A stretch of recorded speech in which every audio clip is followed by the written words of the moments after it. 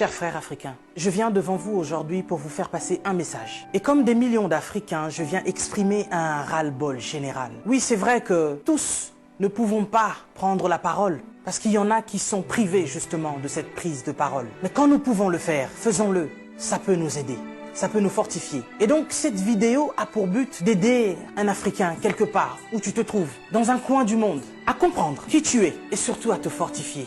Cette vidéo est surtout pour bannir ce complot, cette théorie de la peur qu'une fois encore les colons mettent en place pour tuer davantage d'Africains.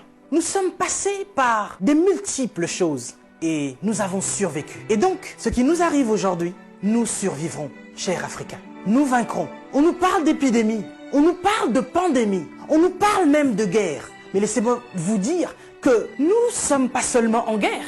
Nous les Africains, nous sommes en deuil, nous sommes en deuil, nous sommes en deuil depuis des siècles, depuis que les colons ont mis leurs pieds sur notre continent, depuis que nous avons été colonisés, depuis qu'on nous a volé ce qui nous appartenait, depuis que des gens mal intentionnés ont compris la valeur du continent africain. C'est depuis ce jour-là que nous sommes en deuil. C'est depuis ce jour-là que l'Africain, l'homme noir, meurt. Nous mourrons depuis des siècles, nous mourrons à petit feu, mais nous mourrons en masse. Ce n'est pas le Covid-19 qui va venir nous faire peur. Ce n'est pas cette épidémie qui va venir nous faire peur parce que nous sommes passés par des génocides. Et ce depuis... Laissez-moi vous rappeler une chose. Est-ce que vous connaissez un peu l'énocide colonial belge qui a eu lieu entre 1885 et 1908 par le roi Léopold II? Ce roi qu'on appelait humaniste philanthrope, il y a eu au moins un tiers de la population congolaise qui en est mort de ce génocide noir. On a coupé les bras à nos ancêtres parce qu'ils refusaient d'aller au front pour notre caoutchouc et notre ivoire. Et depuis, il y a eu tellement de génocides. Vous savez que nous avons été esclaves, pas seulement les 400 millions de déportés dans le monde, mais ceux qui sont restés même sur le continent africain sont aussi restés esclaves, et ce jusqu'à nos jours. Et oui, vous allez me dire que nous sommes au 21e siècle, bien sûr, mais nous ne sommes pas sortis de la colonisation. Vous savez, il y a des dates que l'on dit importantes, comme 1848, où nous parlons de l'abolition de l'esclavagisme. Il y a eu un décret qui a été signé. Chers Africains, on nous ment depuis 1848, où il y a eu l'abolition de l'esclavage. Nous n'avons jamais été décolonisés. Nous sommes toujours colonisés. Tout ce que nous faisons, ils mettent leur nez dedans. C'est vous qui ne comprenez pas. C'est vous qui ne comprenez pas que vous êtes forts. Nous sommes forts. Nous sommes puissants et nous sommes plus résistants qu'eux. C'est pour ça qu'ils ont peur de nous. Nous avons résisté au choléra, nous avons résisté à Ebola, nous avons résisté à la malaria, nous avons résisté au palu. Nous résisterons au Covid-19.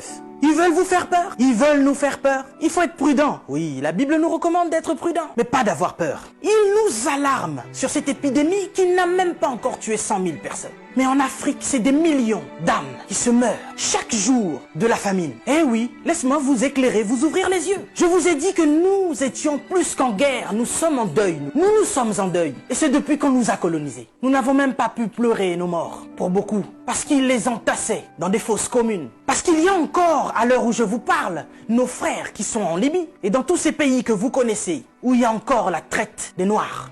Les esclaves modernes, il y en a encore. Et vous imaginez avec ce fléau d'épidémie, il y a encore des fermes humaines aujourd'hui. Nos frères sont en train de mourir et nos dirigeants sont conscients. Mais que font-ils? C'est plus qu'une pandémie, c'est plus que cette épidémie. On veut vous faire peur aujourd'hui. Lavez-vous les mains, lavez-vous les mains, lavez-vous les mains. Il n'y a pas d'eau potable. L'Africain, il est en train de mourir parce qu'il n'y a pas déjà d'eau potable. On se lave les mains. Ok, nous allons nous laver les mains. Mais avec quelle eau?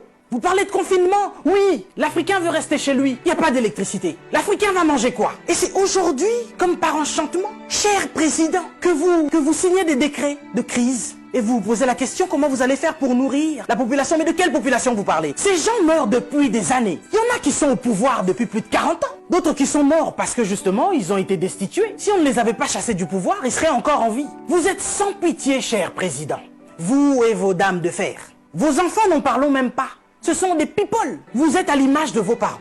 Mais vous qui gouvernez, qu'est-ce que ça vous coûte d'offrir des hôpitaux décents aux Africains? Vous savez, nous sommes ici en France. Les personnels soignants sont en crise, sont en larmes depuis des années. Ils crient au scandale de ce qui se passe dans les hôpitaux.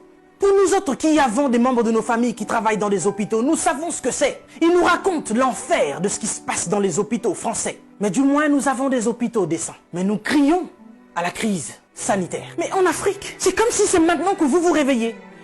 Je n'arrive pas à dormir. Je me vois mal aller dormir sur mon lit. Alors que je pense à tout ce continent africain qui est en deuil. Et ça, depuis, je me dis, mais cette épidémie, cette pandémie, si ça devait toucher le petit peuple, qu'est-ce que nous allons devenir?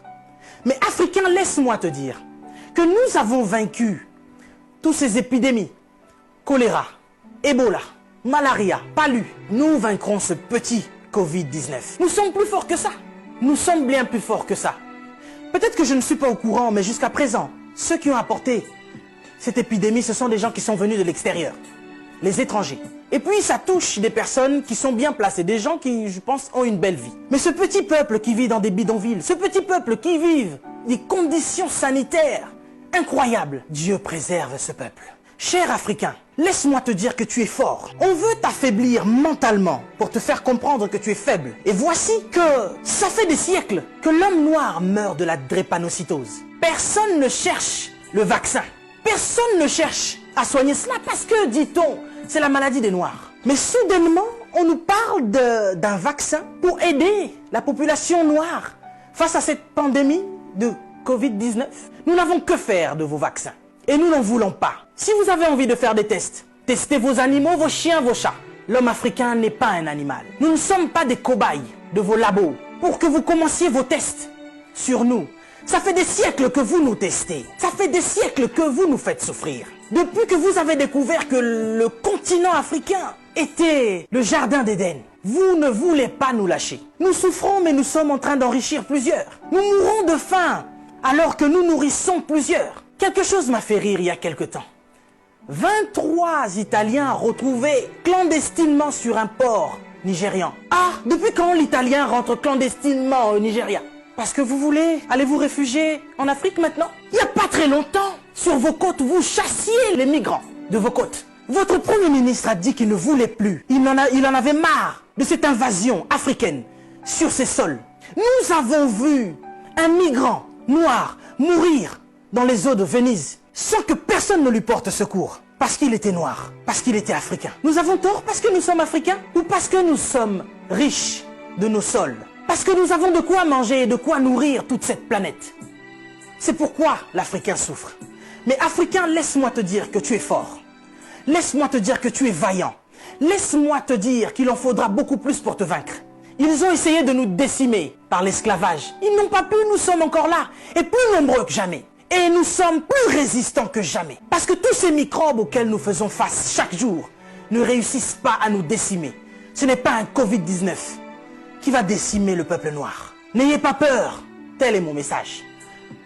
Je vous invite, chers Africains, à devenir beaucoup plus forts. Ne faites pas confiance à ceux qui nous gouvernent. Ça fait des lustres qu'ils sont là. Ils prennent leur retraite tout en étant présidents. Ils ont du mal à lâcher ce fauteuil qu'ils pensent être éternel. Qui a déjà fait 200 ans au pouvoir? Êtes-vous assez fort pour faire 300 ans? Vous n'arrivez même pas à faire 100 ans. Mais vous êtes tellement médiocre, ignoble. J'ai suivi plusieurs de nos présidents africains qui ont copié le discours du président Macron. Bande de marionnettes, bande de gigolos. Vous n'êtes même pas capable d'écrire vos propres discours, au point où vous devez copier sur ce que Macron dit. Lui-même, il est en train de mentir à la population française. Son gouvernement nous ment depuis le début. Et vous, vous suivez Macron pour continuer à mentir aux Africains? Mais nous, vous nous mentez depuis des siècles. Vous nous mentez et encore vous nous mentez. Pour remplir vos poches. Vous vivez dans des palaces, mais vous vous souciez même pas de ce que l'Africain doit manger. Oui, nous sommes en deuil. Et depuis des siècles, nous sommes en deuil. Parce que nous ne pouvons pas manger à notre faim. Parce que nous ne pouvons pas avoir de l'eau potable. Parce que nous ne pouvons pas avoir de l'électricité. Regardez à l'est de la RDC. Il y a un génocide qui perdure. Des gens meurent. Qui en parle? C'est sous silence. Et aujourd'hui, l'OMS vient nous parler de la pandémie, de l'épidémie, qui n'a même pas fait 100 000 morts dans le monde. Ces millions de Congolais qui meurent chaque jour. Qu'est-ce que vous en faites? Vous nous parlez de crise? Vous voulez prendre des décisions de crise? Mais nous, ça fait des siècles que nous sommes en crise. Qu'est-ce que vous faites, cher président? À part manger et boire et faire des fêtes. Vous parlez confinement? Oui, l'Africain accepte. Mais nous sommes en confinement, nous, depuis des siècles. Les gens meurent tous les jours de la famine. Ça, ce n'est pas une épidémie, ce n'est pas une pandémie. Des jeunes filles se font exciser tous les jours en Afrique de l'Ouest. Boko Haram est en train de exterminer des gens. Ils violent des femmes, ils séquestrent des jeunes filles. Boko Haram, qui leur vend des armes? Qui en parle? Et à cause du Covid-19, vous voulez faire paniquer les Africains qui vivent déjà en panique depuis des siècles. Quand nous voyons nos frères qui essayent de fuir leur continent et qui meurent dans les eaux de la mer, ça c'est un génocide qui perdure depuis des siècles. Et nous en avons marre, nous en avons assez. Nous voulons qu'il y ait un changement. Mais qu'est-ce qui vous manque à vous aujourd'hui? La Chine a pu construire un hôpital en 10 jours. Vous savez, ça fait depuis 72 ans, si je ne me trompe pas, que l'État d'Israël existe. Il y a quelque temps, Dubaï était un désert. Mais regardez aujourd'hui ce qu'ils ont fait. C'est parce qu'ils sont ensemble qu'ils ont pu construire ce qu'ils ont fait. Mais qu'est-ce qui vous manque, cher président africain, pour nous construire des hôpitaux décents? L'Angleterre a pu construire un hôpital en 2 semaines seulement pour faire face à cette crise sanitaire. Dieu est bon. Le Covid-19 est tellement impoli qu'il ne regarde même pas qui vous êtes. Président ou pas, il s'en fout. Il n'a pas respecté la reine d'Angleterre. Il est entré dans son palais, il a touché Charles. Il n'aura pas peur de vous. Mais par contre, là, vous êtes cuit. Puisque vous ne pouvez pas prendre vos avions pour venir vous faire soigner ici. Soit vous survivrez, soit vous mourrez. Africain, réveille-toi. Africain, lève-toi. Si Martin Luther King est mort, si Rosa Parks est mort, si Malcolm X est mort, si Mandela est mort, si Winnie Mandela est mort, nous sommes là pour porter encore plus haut l'étendard de l'Afrique. Et continuer à dire que tant que nous aurons le souffle de vie, nous allons continuer nos revendications. Si cette épidémie ne vous réajuste pas, ne vous enseigne pas, pire va encore arriver. Vous passerez, l'Afrique sera encore là, et l'Africain aussi. Cessez votre méchanceté, cher président. Donnez-nous de l'eau, donnez-nous de l'électricité, construisez des hôpitaux, arrêtez de faire mourir l'Africain par la faim, parce que nous, c'est pas le Covid-19 qui nous tue.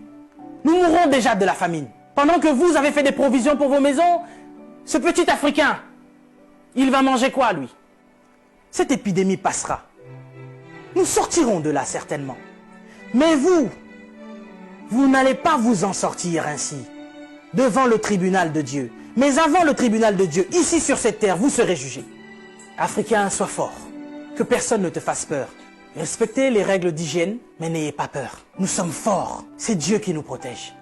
Et que Dieu vous protège, cher Africain. Que Dieu vous garde là où vous êtes. Le combat n'est pas encore fini. Ça ne fait que commencer. Que Dieu nous fasse justice.